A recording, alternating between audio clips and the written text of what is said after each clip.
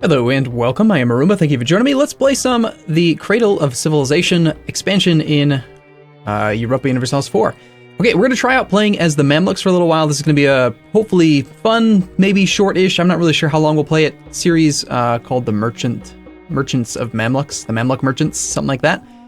And yeah, we're going to try out just this new mechanic. I tried it out on stream the other day, and the Mamluk Government type is really strong. It's a lot of fun. I highly recommend you play the Mamluks if it is your first campaign in this new expansion. It's just awesome. So upon succession, you will pick one of several candidate sultans. The candidates are separated by what culture from within your country that supports them. And the best part, I think, about this government is, and it isn't listed in here, is that you get 2 guaranteed administrative skills added to your ruler. Unlike the Prussian government, which gives you +3 and requires you to form Prussia really late into the game, you get this from the very beginning. So we tested this on stream. The actual net effect of having that modifier is you get about 1.75 extra administrative points over time, every single month on average. So that adds up to basically like 3 full administrative idea groups over the course of a campaign. It's kind of crazy. So yeah, we're gonna go ahead and set things up and get ready to play as a merchant-focused type country thing. So the Mamluks are so much stronger than they used to be. They start off in 2nd place, but this isn't gonna last for very long. We're gonna fall behind on development very quickly to France and England and these other guys. Castile will usually jump up there pretty quickly as well. And also, the main advantage that we have right now is that the Ottomans lost most of the cores that they start off with. So they don't have cores on Karaman, on Ramazan, Dulkadir, Kandar. They still have a core in Albania. Poor Skanderbeg, sad face. And then they usually take the mission to conquer Constantinople. But what they seem to do quite often is they take the mission to conquer Levant, which is us, but they don't border us, and then they just kind of sit on their mission for 20, 30 years, which is kind of funny, if you ask me. So anyway, let's get our army together. One of the cool things about this government type is that you can make your guy into a leader, and you suffer no stab hit on ruler death, so there's really no reason not to. So that's cool. We also have new mechanics in this expansion, like army professionalism, the ability to drill your army and make them better at stuff. It's pretty cool. So we're actually kind of hoping that this guy dies soon because he's an obsessive perfectionist, and he's kind of old, and his stats are kind of poor. So yeah, let's hopefully get rid of him soon. We'll do some very basic estate management type stuff, check our missions, and go from there. So protect our brethren in the adjacent province seems like a reasonable thing to start with. He's almost definitely going to pick up an extra ally between now and when we can declare on him, but there's nothing wrong with that, really. And let's just make sure our merchants are where they should be. We've got one in Ethiopia, one in the Gulf of Aden. Now, one of the things that I think is kind of interesting about this start is that you start off with estates. 35% of your land is controlled by the emirs, which is just way too much. You're only supposed to have 10%. So we're going to want to do something about that pretty early on. But we also kind of want their military points. So let's ramp them all the way up to 100%. And then we're just going to revoke every single province that they own and get a jump start on military tech 4. So first things first, let's grant generalship. And we will go ahead and probably call a diet to get them all the way to 100%. And then we're going to demand 200 points. And then we're going to do pretty much nothing else. You know what? Actually, I think I might take the 9,000 manpower. Yep, sounds good. Let's do that. And in about a year, we can revoke land and get them down to a point where there's no issue. So this is going to tick up. This disaster will tick up at 5% per month. But that means that it's going to take, 20 months before the disaster can actually fire. So we'll have time. What kind of leader did we get? We got a 1-1-1-1. That's not the best. All right, a couple other estate interaction type things. I do think we'd like to get your stuff up. I do think we'd like to get some early monarch points from you as well. Okay. Where is the estuary? We've got one in Damascus controlled by the nobles. We've got these 2 estuary type things here. We can give one to the merchants right now. They'll take them up to 45%. And then why don't we grant admiralship? And we want to go any higher than this? Probably not. I think this is good enough. I want a nice big fat donation, please. Although, you know, can we get them to 75%? Is there anything else you'll accept? I'll give you anything, honestly. I don't care. Just get to 75%, please. 70% and 71%. 6 and 4, that's 10. All right, you can have these two. Get to 76%. And now I want a big fat donation, please. And also a couple hundred monarch points. Sounds great. And then finally, the Ulema. What are we going to do with you? Okay, the Ulema. I think we're going to do something pretty similar here. We would like to just get this jump start on monarch points really early on, but we also have some land that needs to get converted. So we don't want to piss these guys off too much. I think we'll do that. We will also hire the apparently level 3 Inquisitor.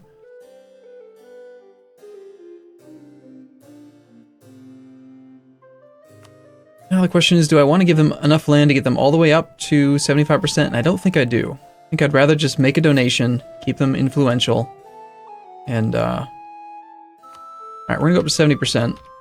It's crazy. We're pushing the estates to the extreme. Alright, 75% could be done, I'm sure. Give them a couple provinces. I think Terabilis is one of the ones that we need to convert. I think that is Shia, if I'm not mistaken. It is. So we would like you to control this province anyway, please. Ideal. Perfect. Great. 150 points, please. And with that in mind, then, we can now convert Terabilis at 256 months. That should get updated soon, though. Control by clergy is already applied. Okay. I would like to start getting these conversions going. So we will do local missionary strength there. We will do trade power edict here and here. And then we will hire... I don't know if we can afford this half-price level 3 guy. It'd be pretty expensive, but we just got a bunch of cash. So let's take advantage of that windfall and try to make something happen with it for a little while. Trade efficiency guy seems reasonable. And land maintenance guy sounds great for now. Alright, conversion speed is at what now? 29 months. Pretty good. We'll take that conversion. Alright. I do intend to unpause the game in this episode. Trust me, I'm going to. It's just going to take me another little bit. We start off with 2 minions. We've got Fadl and Hijaz. So let's see about improving relations with them a little bit. And let's also improve relations with this guy. We actually start off with all of our relationship slots taken up. Cyprus is a guarantee. Apparently there's some event that can fire that puts us in charge of their country.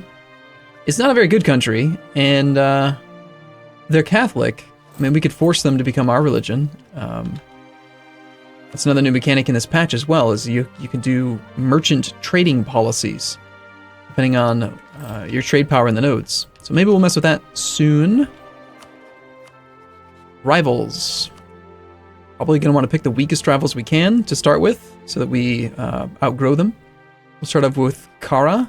Start off with Venice. And Aragon, Timurids, Ottomans. I mean, I would like to embargo the Ottomans, possibly, depending on their trade power control here. We have a truce with them at the start of the game. It's like, no. Alright, sure. We'll have one powerful rival that we'll deal with. Okay. We're there. We're ready. 10 minutes later. There's a lot to do at the start of a campaign. What can I say? Oh, and also, I seem to always forget this. Austria's doing all kinds of stuff. For the purposes of this campaign, I really don't think we care much about Austria, so please stop telling me about him. I forgot, or I usually this doesn't normally happen. We already have a triggered modifier, the Conquest of Jerusalem, so we get a bonus missionary. We can actually do both conversions at once. It costs a little bit extra money that way, but let's do it.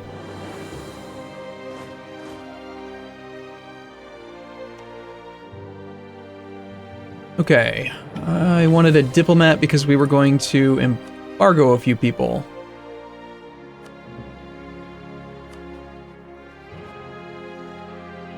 Now, what do we want to do with regard to the subjects?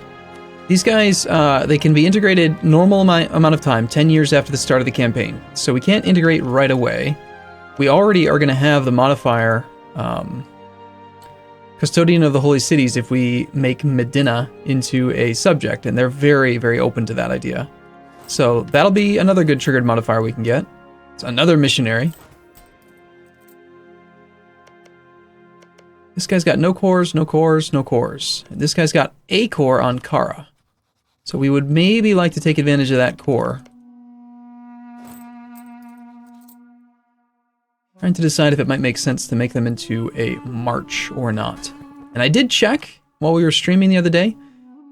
Some of the exploits you used to be able to do, like placing a relative on throne and enforcing religion and doing a bunch of nasty stuff to your subjects, and then switching them from vassal to march or march to vassal. And that used to reset their liberty desire, and it doesn't anymore. Still, they're loyal enough that we can divert trade and set them up on embargoing rivals. Let's get them to be supportive, and let's tell them they should attach to any army they would like to. Also, since we have that guy, we might as well put him in charge. It's actually pretty decent admiral. 3 maneuvers, not bad for this time of the game.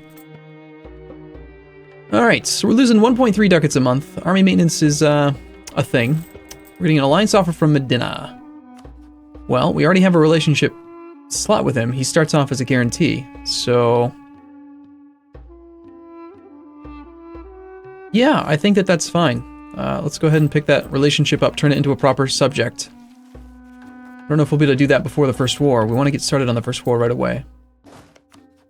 This guy did ally Alodia. I think every time I've tried this out, he does that right away, so that's apparently just the thing that he does. Cyprus has joined a trade league.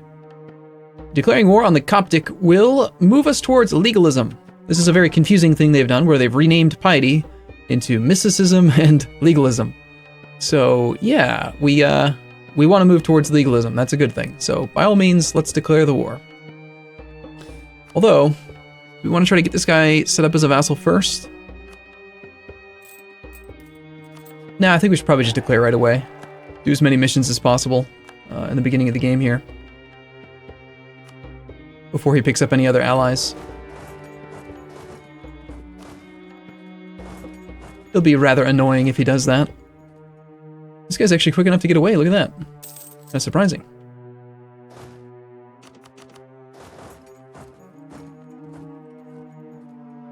We end up with a siege pip. Yes, both leaders have siege pips. Cool. So we're at war with this fella, whose land we can't really do much with. Unfortunately, he's not within range of our subjects, and I mean, I could vassalize this guy, and he does have a core we could try to reconquest from Dongola. The nice thing about vassalizing him would be that we would get control of that inland center of trade right there, right away, and be able to force him to transfer the trade power out of there with his trade power. That's generally how trade power works. The problem is that we're already at the relationship slot, so I'm trying to decide, maybe we ditch Cyprus, the Cyprus guarantee, and just say, you know, the event's kind of meh, whatever, and maybe we'd rather just take a subject down here. He would be Coptic, if I'm not mistaken. And he'd be very unhappy about the ordeal. But I think that might be a good way to go. If we're gonna be Mamluk merchants, we're gonna need to move into the Gulf of Aden, Ethiopia, and then over into India as quickly as possible, because what's really cool about this new patch for Sunni or Shia or anyone from our religious group is they have the ability to do this. Set trading policy to propagate religion. If you have 50% trade power control in a node, and the trade node is in a trade company region, like, say, one of these, down here in East Africa or over in India, then you can propagate your religion into the trade node, which is glorious, and definitely one of the things that we want to do. Apparently we're rolling very well in the shock phase. That's good to see.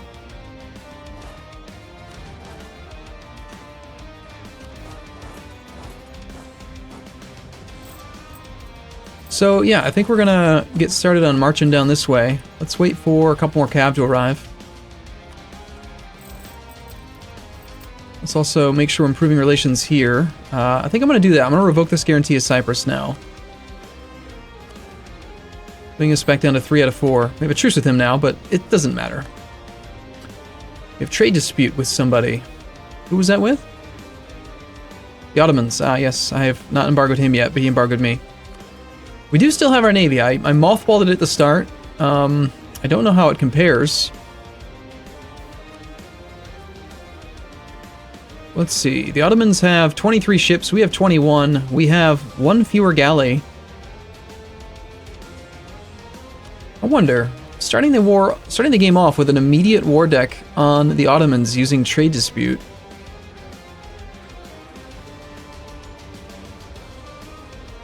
Here, we'll take this month to embargo Venice.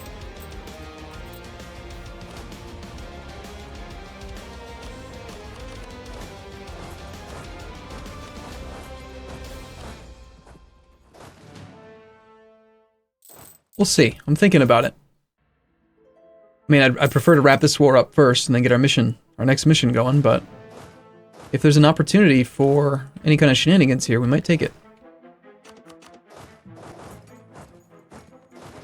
We're going to march through the next province before we have any issues. Okay, so level 1 fort, no other forts down here. Let's see, they're on the 22nd. We get down to there on the 3rd. 14th.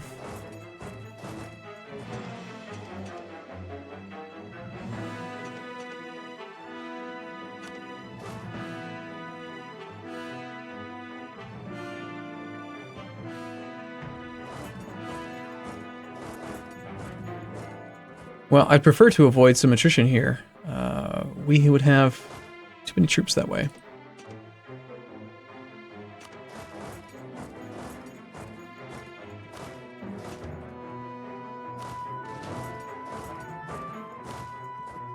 Alright, we'll march in. And by November, I need to remember to revoke provinces from the nobles, and we're going to spend a ton of manpower doing that. But I think that this is a good way to start the campaign off. Religious unity is a bit of an issue at the moment. How long on those conversions? I wonder if it's worth waiting for that. I think not. I think we're going to take the initial stability so we can get some prosperity going. Kujuk Bukha, controversial protectionist since Kujuk Bukha, who is apparently really difficult to pronounce. There's a new button, by the way, to promote your advisors. You can raise their skills. Immediately gain some mercantilism. Well, we started off with just the normal 10% for a regular monarchy, so yeah, by all means, let's do that. And the knights are stealing from me. They're pilfering my coastline. It's rather rude, if you ask me. Apparently we lost military access, or why did we stop marching?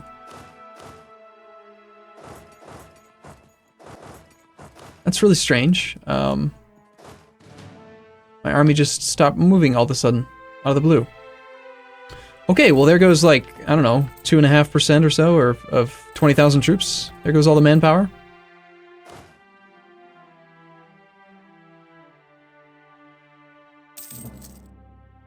Yeah, lots of manpower mishandling right there. I don't understand how that happened. Maybe I misclicked. Could be the case.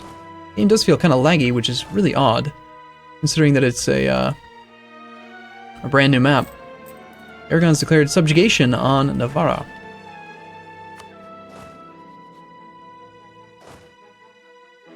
Looks like he has already done some fighting, or like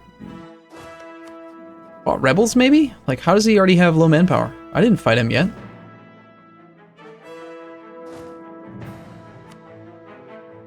Yeah, we stack wiped the war leader, so...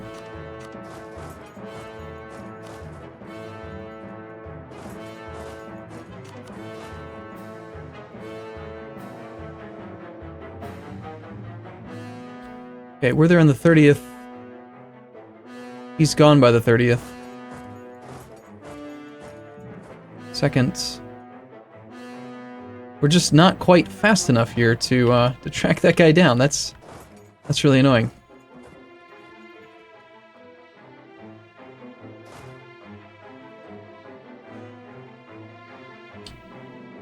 Okay,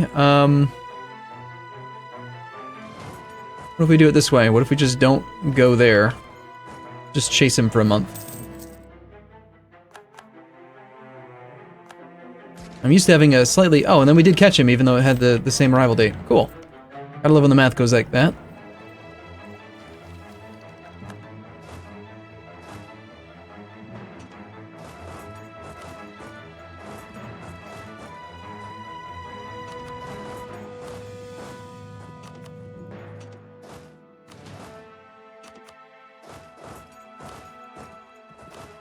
All right.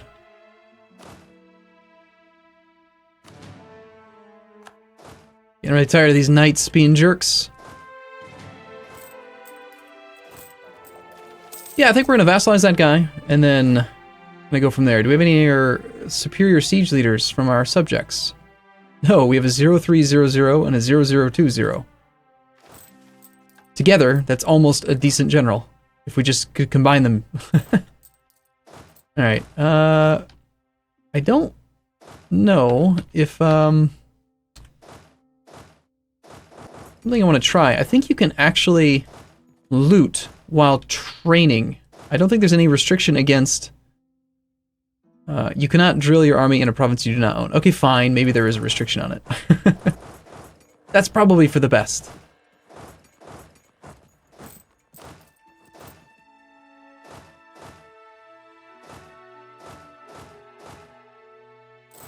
Alright, cool. So, we're off to a start. It's gonna be, I think, an interesting tradey-focused run. I did not yet embargo the Ottomans, because I'm still considering whether or not this makes sense. If we did trade dispute, it would be a ticking war score from battles, and we know he's not going to get military access, most likely. Could probably control the naval battles and immediately start off with a decent victory against the Ottomans, where they lose some power projection and prestige right away. Possibly even do a transfer trade power to really screw with them. So, anyway, let me know what your thoughts are. I'm going to take a break here. I'll be back in the next episode. As always, thank you for showing your support by clicking the like button or leaving a comment down below, and I'll see you in the next episode. See you soon.